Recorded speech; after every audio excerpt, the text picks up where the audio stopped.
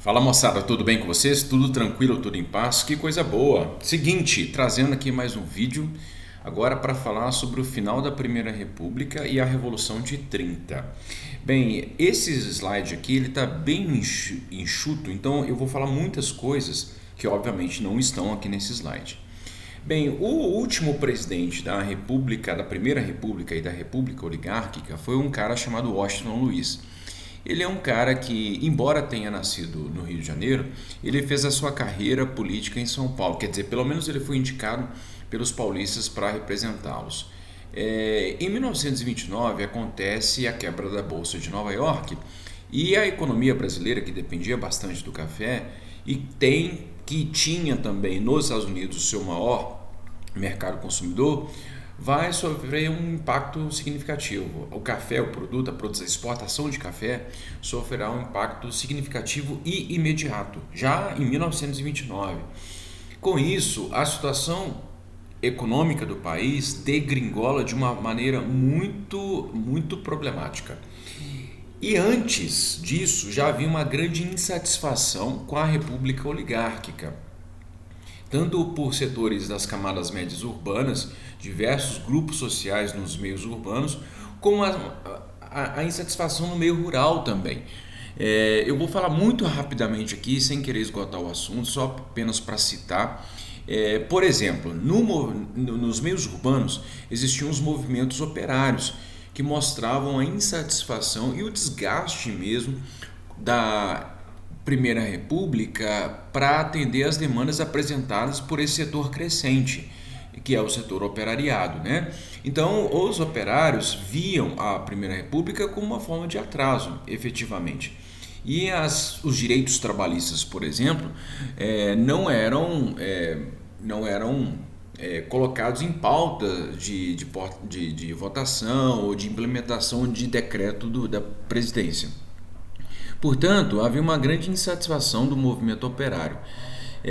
Havia também uma grande insatisfação no setor militar. Houve um movimento muito importante na década de 20, que foi a dos tenentes, o movimento tenentista, que acabou desembocando no final das contas na coluna Prestes, e que mostra também a insatisfação desse setor com o atraso brasileiro, o atraso social, o atraso econômico, o atraso cultural, o atraso educacional, sobretudo. Então, essas pessoas se mobilizavam para tentar fazer com que o governo modificasse ou pelo menos começasse a incrementasse as suas políticas públicas para atender a demanda da sociedade. No meio rural, por exemplo, estava acontecendo o cangaço. O cangaço é um movimento bastante emblemático porque mostra a dificuldade que a República tinha de alcançar determinados setores mais longínquos. Então o Estado era bastante ausente em diversos lugares. A ausência do Estado abriu portas para que, por exemplo, outros grupos se apresentassem como concorrentes mesmo ou como fornecedores daquilo que o Estado não provinha, ou até mesmo como aproveitando-se da ausência do Estado para cometer delitos para benefício próprio. Então, portanto, o povo que sofria com a falta de política pública encontrava-se muitas vezes contando com a sua própria sorte porque o governo não atuava. De forma que, no final das contas, muitos grupos estavam muito insatisfeitos com a Primeira República.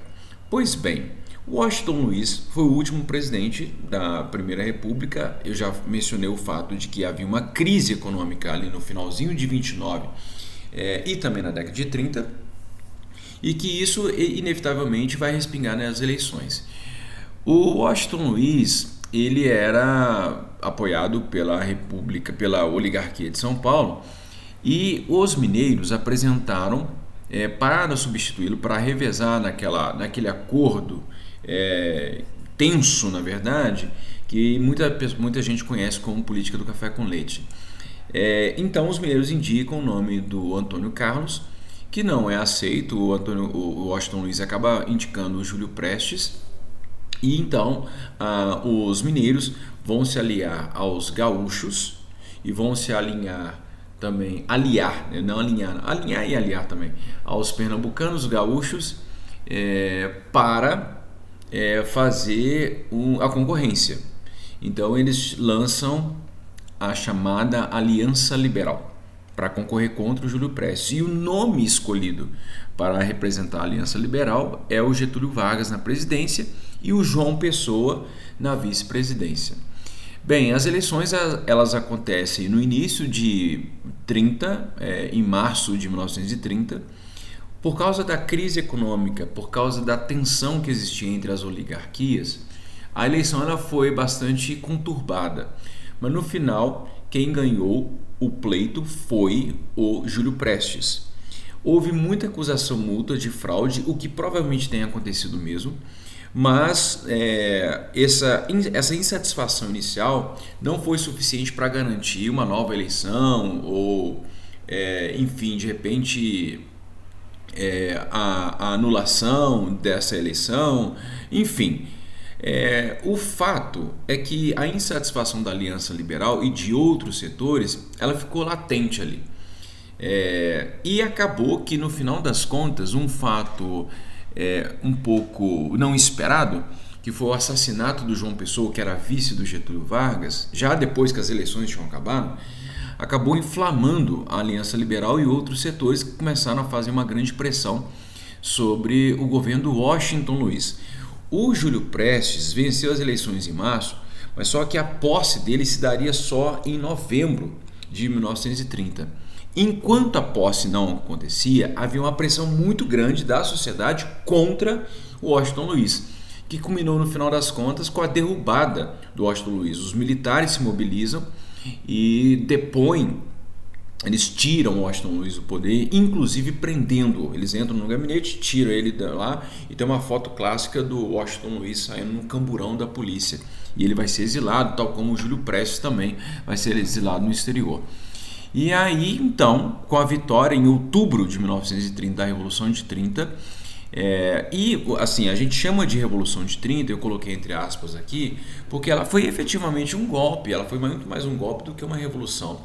Entretanto, a gente acaba que o nome ficou consagrado por causa das profundas mudanças que vão acontecer na sociedade.